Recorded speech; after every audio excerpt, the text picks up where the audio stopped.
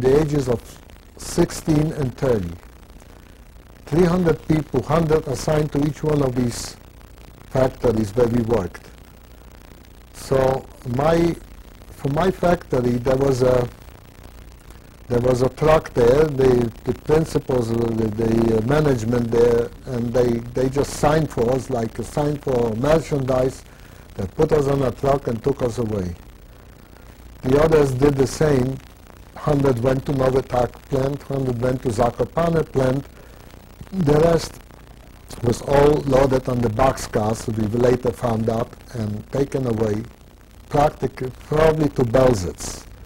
The closest estimation is they went to Belzec. They were all killed there. Anyway, with your father? With my father. Nobody ever... You never had been able to say goodbye? Never. No, it was impossible. And we never heard of anyone that left on that transport that ever anybody came alive out of it. So it wasn't to a labor camp they went, or any place there was an extermination camp. Of course, the people that were sick and crippled and all that, they shot on the spot and they took them all, buried them in the Jewish cemetery there. And we have come to this plant, and we were brought to that barrack that they built in the back, and we were told to settle down. And what can I tell you about this place? It was absolutely dismal. The food was very, very poor. The sanitation was even poorer. This is still the same place where the same you were? place, except that now we are there in a camp. This is now turned into a labor camp because now we have no home to go to. We stayed there. So we worked long hours and with less food. At that point, from lack of vitamins, I couldn't see after dark. I was completely blind. When it got dark, I couldn't see anything. And so these... What kind of food did you get? Little watery soup. And a piece of bread. 3 times a day or once a day? No, once a day, and a piece of bread. That's all. And people were getting sick. A couple of people died from something there. And it was getting bad, and the management there, they were really civilians and Volksdeutsche, but they were pretty cruel, but I suppose they had the Gestapo breathing down their neck, because what happened to me there was one of the first miracles. I had worked on where we used to roll logs. They come from the woods. They have to be rolled, like they dump them on the ground, and of course it's too heavy to carry, so you got to roll them. And as we were rolling a log, sometimes the log isn't completely straight. It would just like fly back a little bit, and one hit me on my big toe, on my foot. And of course, it was an injury, and it became, as the time went by, was more and more painful. And I stood there the rest of the day, and next morning I was in agony, but of course we were told that there's no sick people here. Either you perform the work or you die.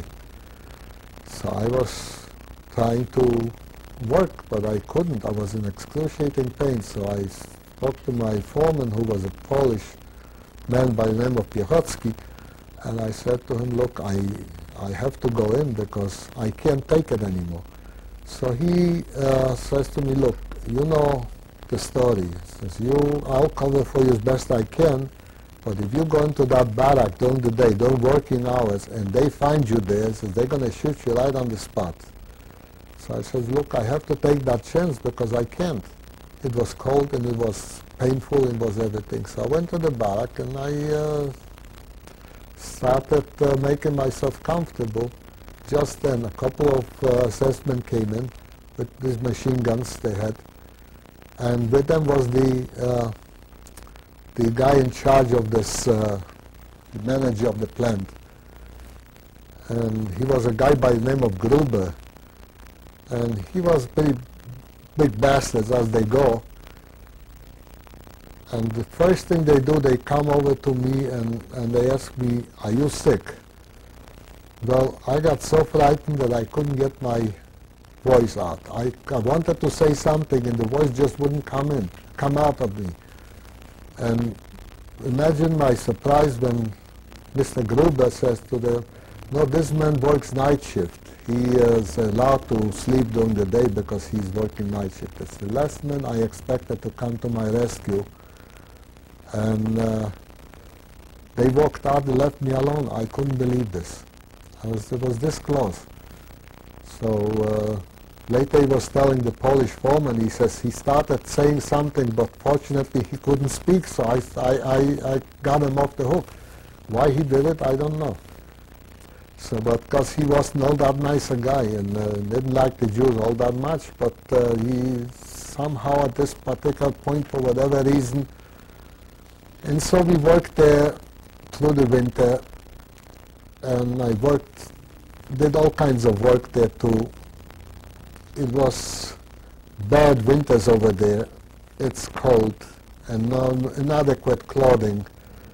And at one point, one of our people went at night, decided to go back to Neuwirth because either he had something there that left with someone, money or whatever, for whatever reason he went and he got caught over there. So when they caught him, they shot him, and they came back. They lined up all of us in one single file, and they counted till 10. Every 10 men they took away in the shot. That's for one. They had that motto, one for all and all for one. And this was their favorite method of punishment, just at random. Count off to 10, and the 10 men dies. And this winter was tough on us, and we were pretty much worn out. Came around May, and all of a sudden they call us to leave everything and assemble before the administration building. When we got there, I see a truck and an SS officer, which we found out later was Leo Jan from Warsaw. He was Get's right hand, Leo Jan, J-O-H-N. In German they pronounce it Jan, in English you would say John. Anyway,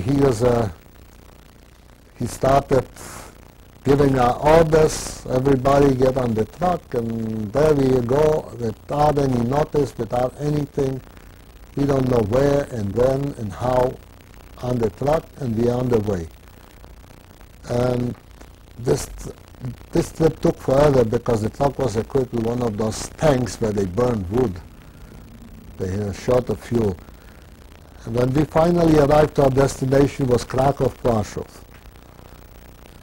Warsaw, of course, I mean, everybody knows by now about Warsaw thanks to Mr. Spielberg. But Warsaw was a horrible camp. It was horrible. We came in there, the camp was situated on a Jewish cemetery. It was like a little valley surrounded by gentle hills. And although we didn't know it at the time, the Krakow ghetto was liquidated just about, I think, weeks before. The camp was built, and they started bringing in people from all over. We were brought in there. At first, right away, they gave an officer by name Zdrojewski received us with a welcoming speech, assuring us that nothing happened to us as long as we perform our jobs and behave ourselves. And if not, we'll be shot, and the burial will present no problems because we are right on the cemetery already. Which it was so, and the cemetery was being completely demolished. They were building barracks. My group was expert in building barracks. So we were assigned right away to that job, to build barracks. Now, some people in Warsaw worked inside, and they had a uniform factory, clothing factory, something. Then there was Schindler's Emalia Works, which made, at that time, kitchen utensils. But we were working outside because we were building barracks. So whatever had to do is before we could do anything, graves had to be emptied out. We were constantly opening graves and digging out graves.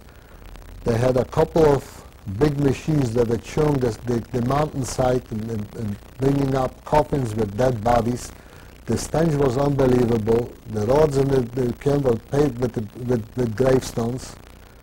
And of course there was Gert. Gert and his bunch of henchmen. At least I don't know how to describe this man. It's the most cruelest beast that I ever had my misfortune to meet in my life. This camp was so permeated with fear. He effectively terrorized this camp to the point where especially for us people who worked on the outside, we never knew from where the next bullet will come aimed at us.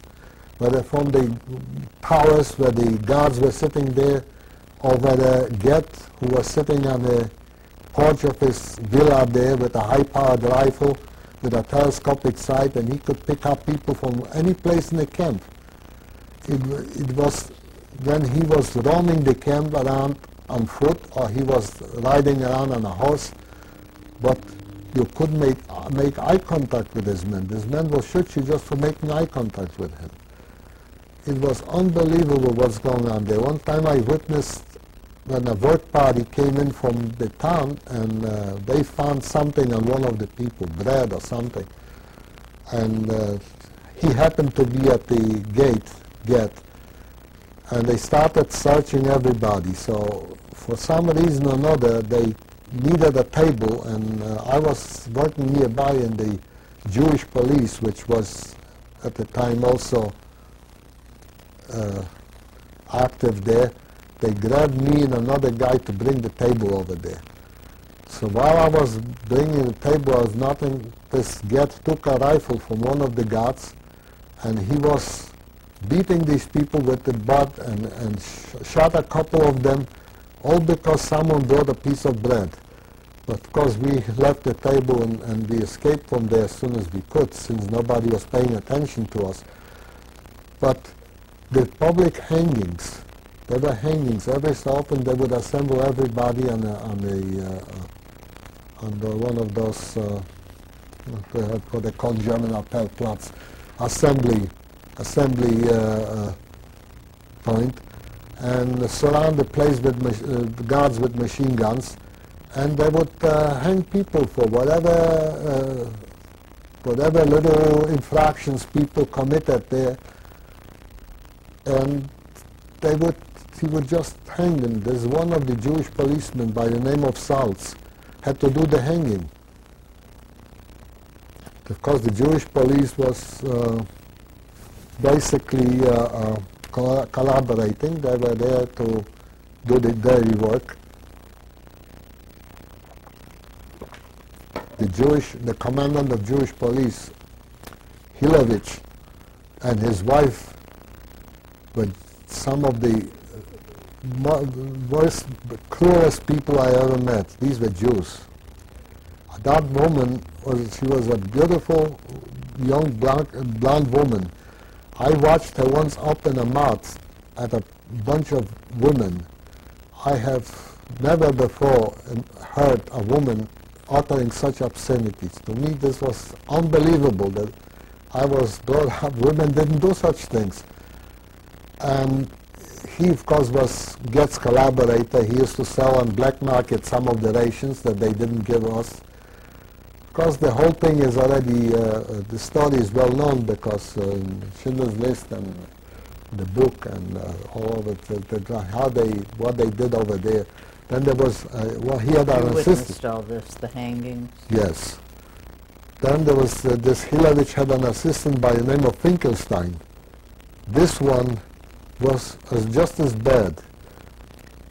And the Jewish policemen, by and large, some of them were there, they did a job, but they didn't try not to hurt anybody, and some of them were just hungry for power, and we gave them power, and they used to do all kinds of things to their fellow Jews. No question about it.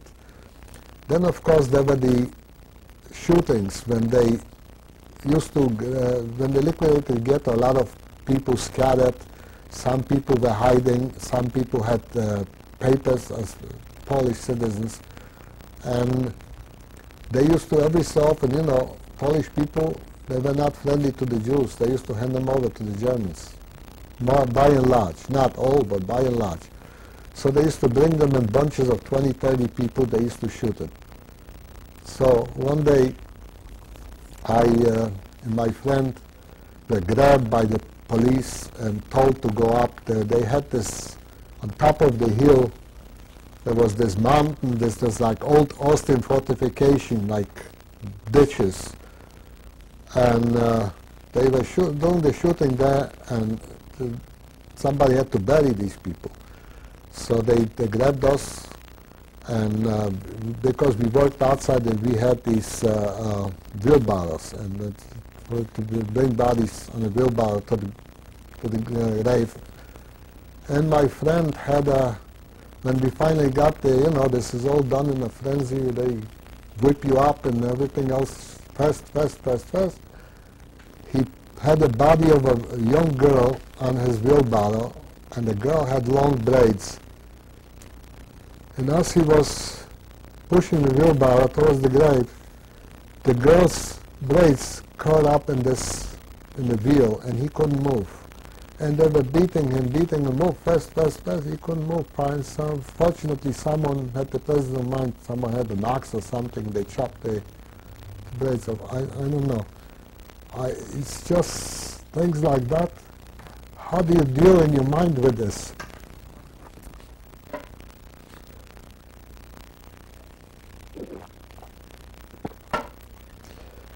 So we buried a lot of people there. Every so often, the whole place was just one big graveyard. But it was graveyard before, but now there was a graveyard. The bodies were buried at random. Nobody knew where they were. If you had to dig a ditch, you picked what hit dead bodies. The stench, in the terror where you worked outside, and you didn't know who was watching you and why. Once I was carrying a plank, and this bullet whizzed right past my ear into the plank. Somebody took a shot at me. I don't know why and who and for what.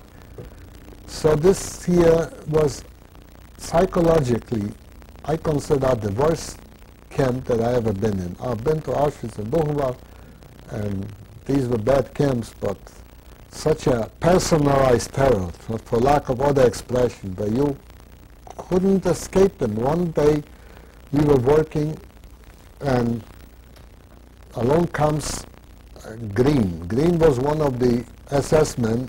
He was, I think, Goetz's bodyguard.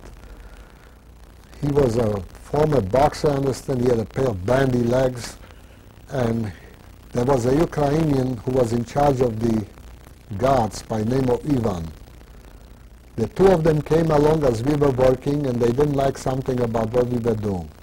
So they decided the standard punishment, the lowest form of punishment, it was not hanging or shooting, was 25 lashes on your bare behind. So they start beating these people. I was about the third one in line. There was only about 3 or 4 of us, I think. The first one, they're beating him on his bare behind, but they beat in such a way, excuse me, the English expression is to beat the shit out of someone. It's not just an expression. They beat until a person loses control and has a bowel movement. And I watched them beat 2 people like that, and I was the next one in line. Well, I was ready for the worst, but they gave me 10 lashes and they let me go. I don't know why, but they let me go after 10 lashes. I was already beaten up once by one of the Jewish policemen. He used a rubber truncheon on me. So it was, things were happening all over, and it's fear. Why had you been beaten by him? Well, because they could beat you for anything. You weren't worth a penny. You were just dirt under somebody's feet. Even the Jewish policemen would consider you like a rabble, especially those of us who were not from their town. From their town, they know that each other, so they maybe treat each other with a little more respect. So they could, in passing by, hit you or kick you or anything like that, because the whole system was built to dehumanize people, to dehumanize you to the point where you would not rebel, you would just perform your work like a beast of burden, and then you outlive your usefulness. If you got sick or you got hurt on the job, they shoot people, and that's it. So this was as much as I can tell you about Płaszów, and we were there till in November, about November 1943. So you had been there for... Just 6 months. No, 8 months. At this point, did you have any idea about what had happened to the people that had been taken away, including your father? No. I had no idea what happened, because how could you know? I mean, there was no way to know. And your brother was with you at all? Yeah, my daughter is with me all this time. And in November, they again started taking people out, and we were among the people that they took out, and they put us on boxcars, and we didn't know where we were going again. We were going and going, stopping and going, 3 days, about 3 days, 3 nights. And when we finally arrived at our destination, I opened the car doors. There's some people standing there and talking to us what sounds foreign language. It seemed like Italian. And we told them, we don't understand Italian, but don't you speak Yiddish? I said, sure, you Jews? I said, what did you think we were? She says, rumors were that they're bringing Italians in, so they lined up some people who spoke Italian to be able to interpret. But anyway, this was Austerlitz.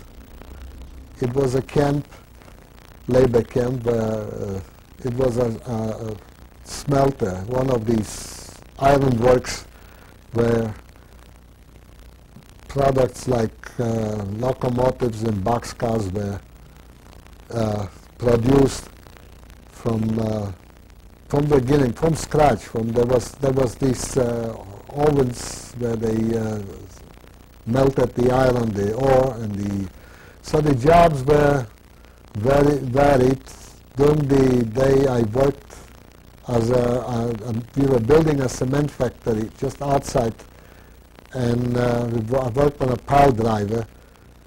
And then being that this was a pretty lax camp yet, because again this was a ghetto that was liquidated. The people came from the ghetto directly to the camp, which wasn't a concentration camp. They brought in money, they brought in a lot of other things. So it was, some people brought in food. It was possible to get food for money. And since a lot of, like all over, people who had money, they didn't want to work. They hired me and a few other people like me to do their work for them. So as long as they showed up and you gave their name, they didn't care who you were, as long as there was a body to do the work. So this way I got familiar with the whole plant. I used to work in different departments practically every day. So this way I put in like a 16-hour shift and left me with 8 hours to sleep it off. It wasn't too bad, because it was possible still to hide or to give. So you were able to get a little money and buy some food? Yes, buy some food. But again, it was still a camp. The man in charge of that place was a Czech Volksdeutsch, very proper gentleman. And as soon as we came in, he assembled us, and he had a speech. He made a speech, and he says that here, says, if you're going to work, there will be, he used the expression, no hair will fall off your head. If you don't work, he says, on this spot here, you will be shot. And he accented every syllable. I remember like today. Well, it happened that there too, people were shot. Some people were mostly for escape, attempting escape. If they caught somebody escaping, they shot them. But other than that, life was not all that bad yet over there, because, yeah, these things happened. It was guarded by the Ukrainians, and at one point, the two people went over their fence, and they caught them. They attempted to disarm the guards, because they had nothing to lose. They knew they're going to be shot. So they tried to disarm the guards. They tried to grab the guns from the guards. So they got so incensed, the guards, that not only did they shoot them, but they started firing at random into everybody. So everybody, we run into the barracks. Where could you hide? They spraying the whole place with bullets. So I, along with others, just hid in the barrack, and few people were brought down by bullets. I wasn't one of them, fortunately. And that was another episode. It's just like you day to day in a good camp already, mind you. That was a good camp. And we were getting along there pretty good, and all along as this summer comes and winter and fall comes. No, this was in fall, and we arrived there in fall, and we were there through the winter. And next summer, we were taken out of there, but by that time already, there was a lot of partisan activity in the neighborhood, and there was a lot of, the Russian front was advancing. The Russians were standing at the Bristol and Warsaw, but this was so close to Warsaw, we could hear the guns firing, and we could see planes flying overhead. And not only that, at night they used to drop flares to photograph the works there, the factory. So we knew that our days there are numbered. So now, by the time July came and they took us, put us on boxcars again, and we were going for another few days because these trains didn't move. Everything had priority. We were there without food, without water, without air practically, and it's summer, it was hot. And nobody worried about that. Here we were, and we were going someplace unknown again. And it turned out that this time we were going to Birkenau, Auschwitz-Birkenau. So how long were you in the cars? We were in the cars about 4 or 5 days, because we were standing on the siding more than we were moving. And of course, since the Russian troops were close by, and the Germans were moving their troops towards the front, going east, anything going west was held up. So of course we were in no priority cargo, really. So you had no food? No food, nothing. No air? No, it's air. It's summertime. There was one little window that some air came in. These boxcars was another form. Your brother was with you? Yes. There was another form of torturing people and killing people, because a lot of people died from this too. When we arrived, it was Auschwitz-Birkenau, because we heard about Auschwitz, but didn't know exactly what was happening. What had you heard? Well, we heard that it was a very bad camp, and we heard that they were killing people there. And how would you hear? The Well, way you were in there was always someone that got through from one camp to the other. people If the who Polish escaped? people were carrying those tales, and they somehow, when we worked outside with Polish people, you could hear from them what's going on. Not everything was accurate, not everything was necessarily true, but you could get a good idea. So we knew that Auschwitz was bad news. Let's pause here now.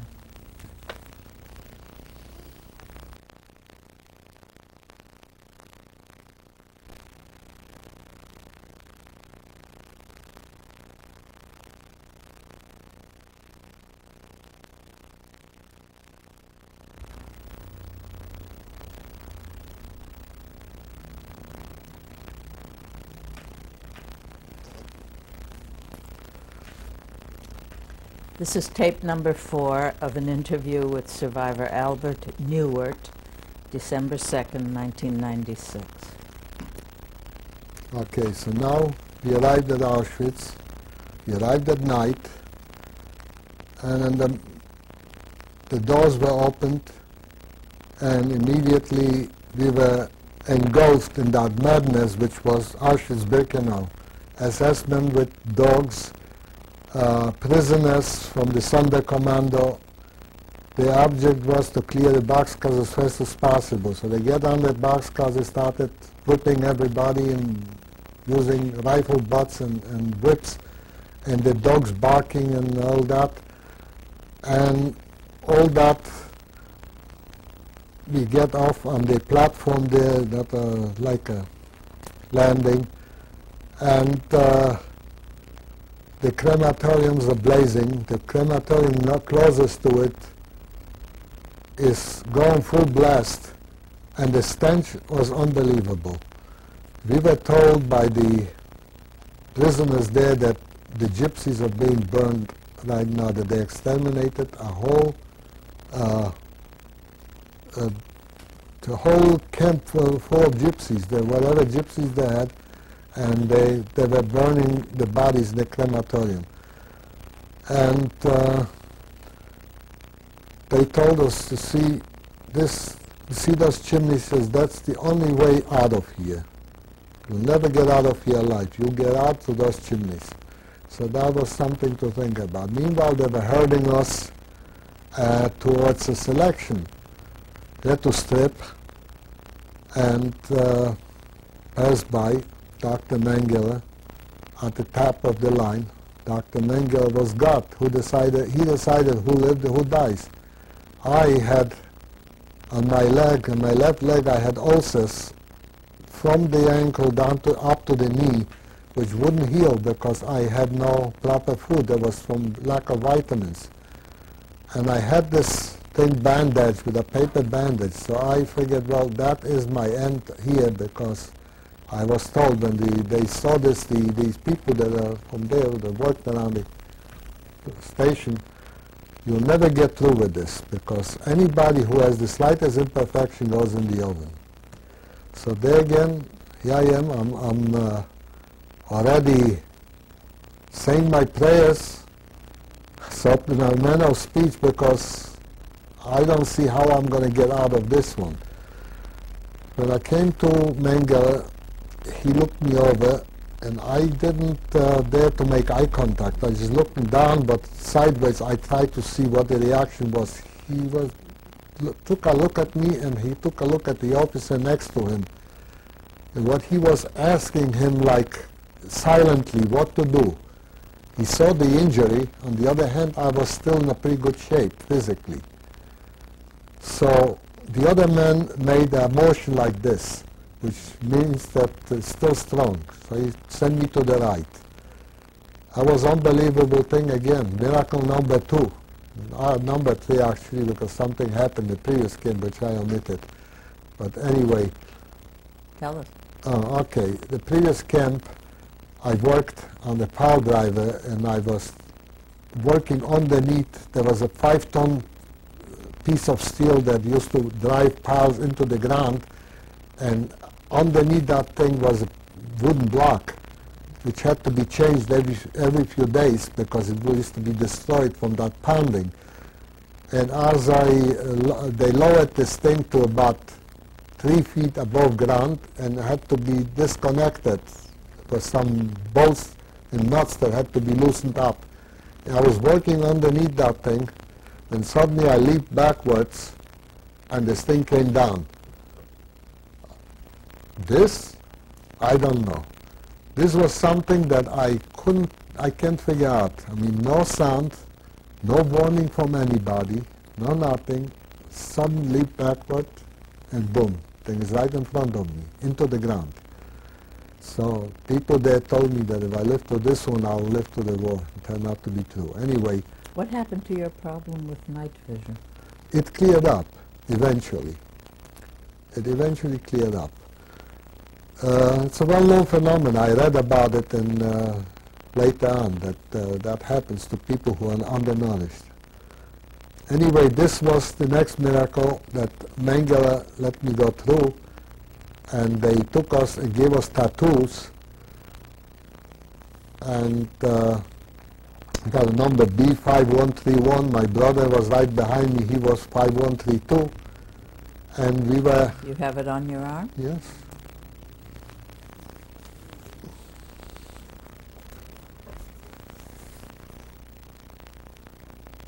Can you see it? Mm-hmm. Okay, so So right at that point, So you were tattooed. were tattooed and get some food, and we were taken to a barrack. The barracks had probably 1,000 people in them. It was triple-tiered bunks, and it was summer, it was stifling, and this endless standing around and that reveille. The reveille in the morning and in the evening, they counted. So you stood for 2 or 3 hours sometimes in all kinds of weather, in the morning and in the evening. To work we didn't go from there because we were kind of stored there. It was like this was like a assembly point. At that time, Hungarian Jews were coming in by the thousands, and Hungarian was the official language. No matter where you went, you heard Hungarian. Also, Jews from the Lodz ghetto came in at the same time. So they were, wherever people they sent to the ovens, they did. Whoever got a tattoo was kept there until they could assign you to one of the satellite camps. Auschwitz had about a dozen satellite camps around, small camps, which were like just like a miniature Auschwitz with all these electrified barbed wires on those towers and all the rest of it, except no extermination. These were labor camps basically designed to employ people, and whoever got sick or got hurt or something, they sent them back to Auschwitz. So then I was assigned, after about 3 weeks or so, I was assigned to Jaworzno, which is in Upper Silesia, near town of Katowice, and this was a coal mine. So we arrived at the camp. The camp had about 4,000 people who worked in the mines in 3 shifts. You're not mentioning ever encountering any distant relative or friend or person from home? No. The only place I encountered someone who was a relative to my uncle, actually, not to me. My mother's sister was married to a man in Krakow by the name of Steiner. I listed him there. One of his nephews I encountered in the camp, but that's about all. But for my town, no. So where was I? On the Jaworzno, yeah, the coal mine. So the camp was small, and the usual assortment of prisoners. We wore the striped pajamas, and everyone was in Auschwitz, and that system you were designated by a triangle and a number. The number was what you had on your arm. Your triangle designated you, fitted you in certain slots. You were a Jew, or you were criminal, or you were political, or you were homosexual. All the reasons why people were locked up in concentration camps. And so... so how was that distinguished? By color? By color, yeah. Red was political, mostly communists. Jews had yellow triangles, criminals had green triangles, and homosexuals had lavender triangles. And so the camp was pretty well organized. In 3 shifts we used to go. They had one of these beds where you could take a shower because coal is dirty stuff. Actually, we were taking showers at the mine. And I was assigned to work in the mine, and they used to, as soon as we came down there were no SS guards. We were strictly under supervision of these German Volksdeutsche. They call them in German Steiger. It was like engineers who ran the mine. They're called Steigers instead of engineers. So the work for me personally wasn't too bad because I worked at the shaft where the coal's being brought up. I operated a piece of machinery there. But other people that used to have to dig the coal, they used to lie on the stomach and they had to dig it with a pick and shoveled, and every so often they would also blast the stuff if they couldn't get through. And it was dismal because I used to come there, I used to bring in trains. For a while I used to work as a switchman on a train, and used to bring the empty cars and bring back the full cars towards the shaft where they were brought up. And I saw how they worked. It was terrible work. But I personally had pretty clean job yet over there. The food rations were pretty reasonable because you needed strength to work. And the treatment was not bad at all. In as much as if you didn't commit any of the offenses, they left you alone pretty much. Matter of fact, they had an SS doctor there who was an absolute angel. You know that after you came back from a shift, people were getting hurt in the mine all the time because dangerous work, without any proper equipment, with no hard hats or any protective clothing, things are falling down all the time. So people got hurt. So they have a system where as soon as you got back to the camp, before you did anything else, you went on sick call if you had any injuries. And this doctor, he personally supervised everything, and he would mostly look for prisoners that were beaten up by the capos. And he would interrogate them as to who beat them up, and then he would beat up the guys that beat up. But he was, when I came in, I figured either they have a clinic and I had these ulcers on my leg, I may as well see whether they can do something for me. So I went in and said, as long as there was no danger of being sent to the oven because of that. And they, when I came there, the prisoners there were amazed that they let me get out of Auschwitz with this kind of thing. However, it was pretty late in the day. It was already 1944. They needed the labor, and they were getting a little more reasonable. So this, I went to that clinic, and this doctor examined me, and he decided this was all from lack of vitamins, and he told these guys that worked there what to do. They gave me some kind of a ointment, and it cleared up. I suffered with this for 2 years. I couldn't walk, I was in pain, and I slightly bumped this thing. It was terrible. And they cured it. So that was the positive side of the whole thing. On the other side, it was pretty dismal. My brother worked sometimes different shifts than I. We seen each other pretty much, though.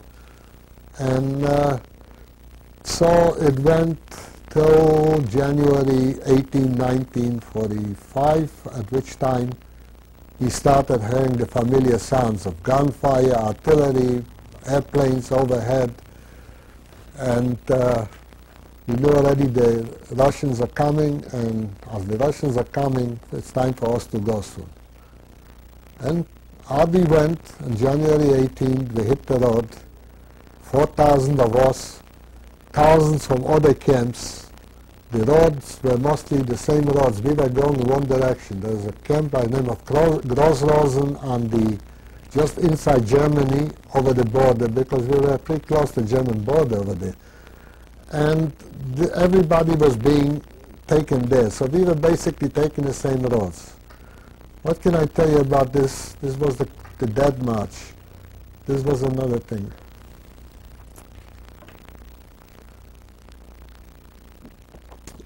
I lost my brother in that thing.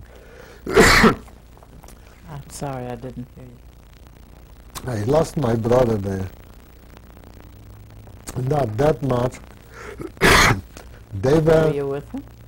Yeah, well, as much as you could be with anybody. You have to picture the scene. It was winter, it was a blizzard, snow is falling, the wind is blowing, we are dressed in those thin pajamas. Here we are walking without any food, with anything. Assessment walking on both sides of the road with rifles, and a squad of assessment walking behind in the back of the column. Everybody that falls behind gets shot. Anybody has to get off the road to have to relieve himself gets shot. In other words, they decided they're going to leave as many of us on the roadside as possible because they were already afraid themselves. And we walk and we walk and we sleep nights out in the snow, and we have no food. Comes the night, they bring us to some small town. They bring us in the street. They guard both ends of the street and make us lie down in the snow and sleep. How long could you survive under those conditions? Here we go, and everybody is getting weaker and weaker. As weaker people get, more they shoot people down, more people they can make it. And every so often they charge into this column and start beating and chasing, faster, faster, faster. And somewhere in this thing I lost my brother. I couldn't find him.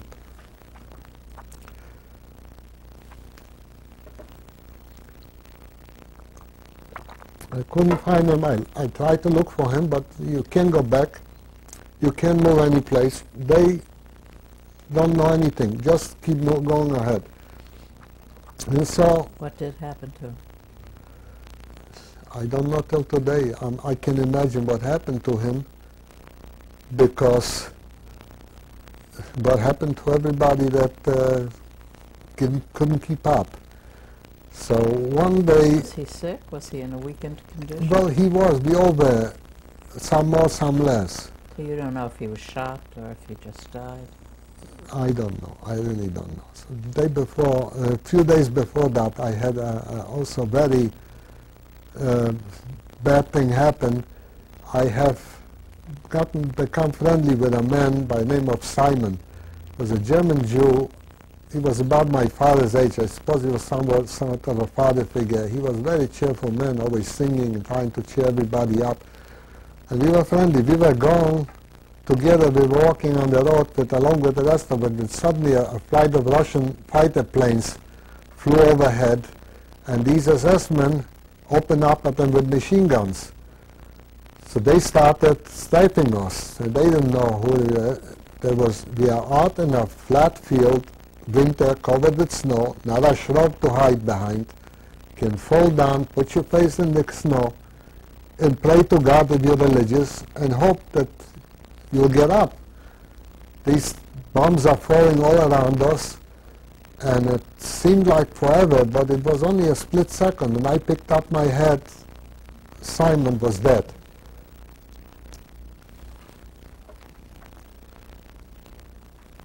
He took a shrapnel in his head. His brains were all over him.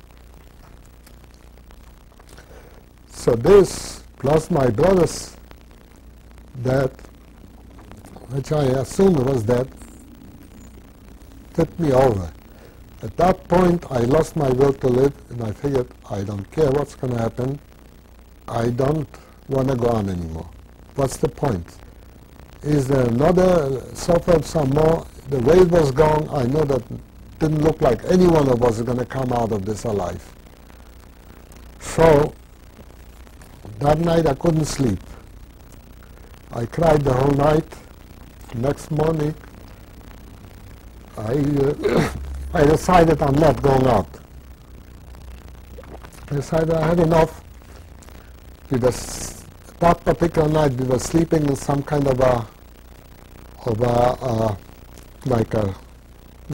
barn somewhere out in the field. And prior to that, I tried to get one of those barns because they said they had this trick where they said whoever is tired can get in there and rest for a while and then you catch up. But of course what they did to people there, they shot them. I didn't realize that. I didn't want to realize that. That was a few days prior to that. And I approached one of those barns. Next miracle, the assessment at the door gives me a swift kick in the rear end and it says, get going. You can walk, you're still fine, go. As soon as I walked away, I heard gunfire from inside. They massacred everyone in there. Why he saved me, I don't know. But he did. So anyway, this was the lowest point I ever got to. At this point, I didn't care whether I live or die. After a whole night of crying and despairing, I refused to walk out. The assessment came in. They started chasing everybody out.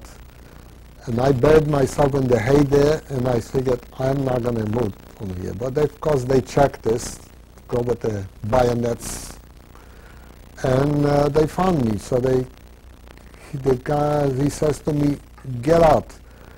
And I says to him, "No, I'm not going." He says, "Yes, you are going."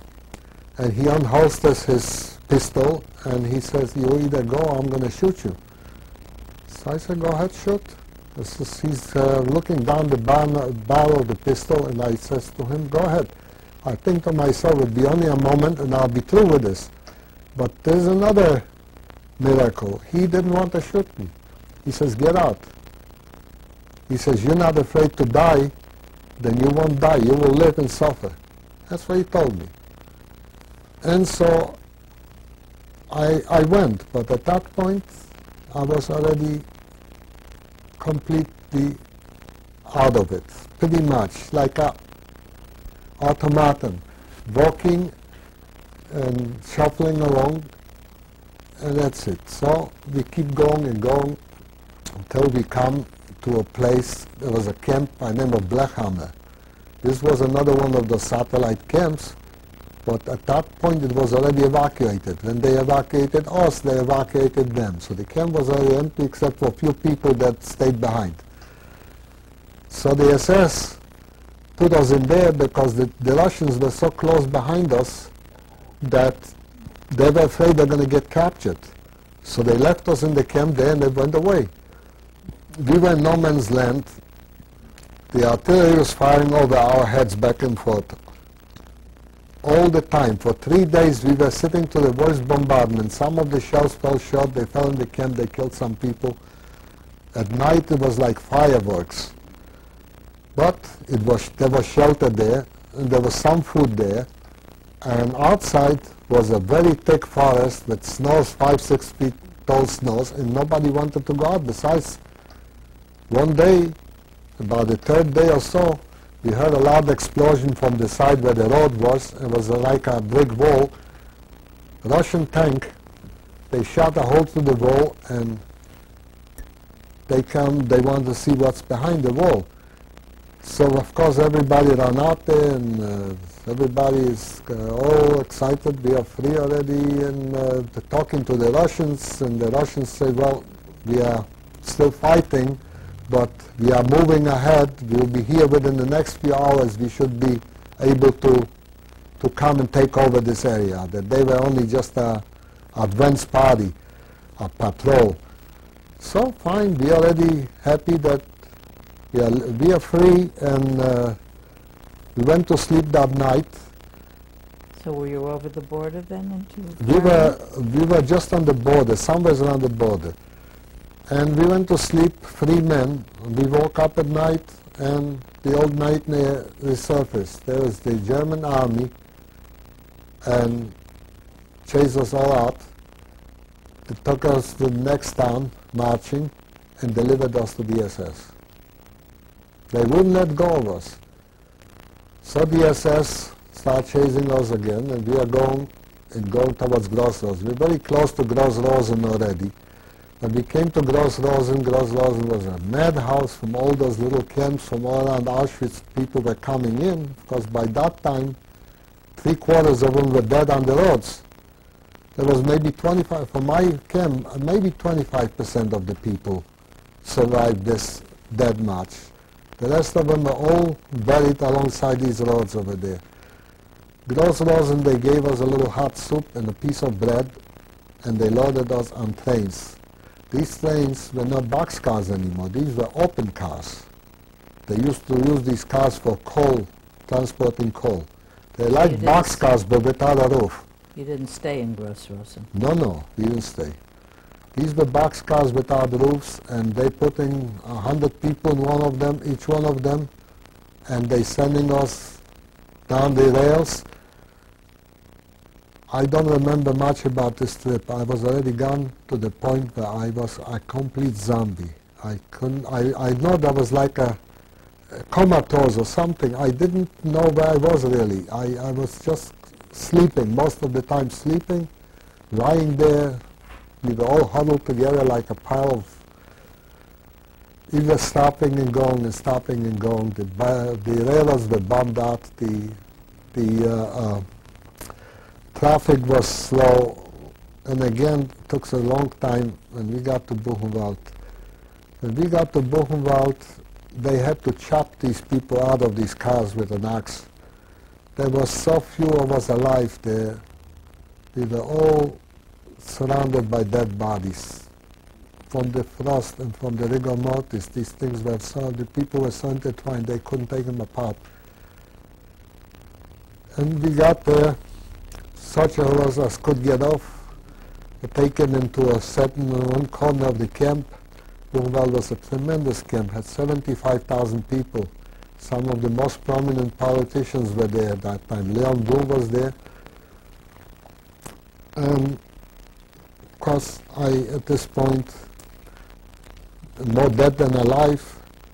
My toes are frozen off. I can't. My big toes had frostbite on my big toes. I can't stand. And here they make you stand for hours on the outside. Winter, cold.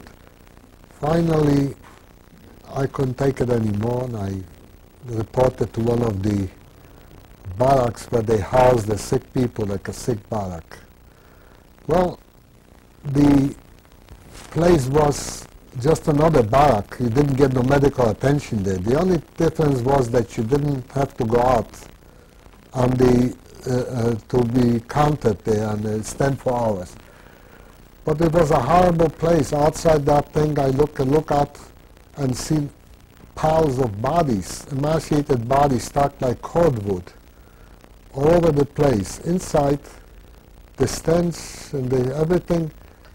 And not only that, the people that operate this barrack didn't remove any dead bodies for a few days because the assessment counted heads. Whether the head was alive or dead didn't matter. They gave them as many rations as they counted heads.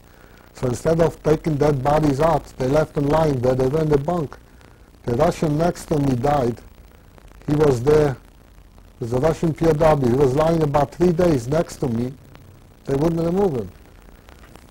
And so this was the situation when April came along, and I'm oblivious of what's happening outside really, but we hear stories. Next to me was a Polak. You were oblivious to sleeping next to a corpse? It didn't bother me as much as it bothered me today, for instance. It was something I didn't want to do, but look, if I had a choice, I could barely move myself. I was hardly more than a corpse myself. So, and the Polish man that was lying next to me says, I hear that the Americans are coming close, but the barracks are surrounded with flamethrowers, and they're going to burn us alive here. They were taking people out every day. Transports were going out. They were taking people. Very few made it to different other camps. Most of them were shot down in the woods there, massacred. And that also came back. Let's pause for a moment. Yeah.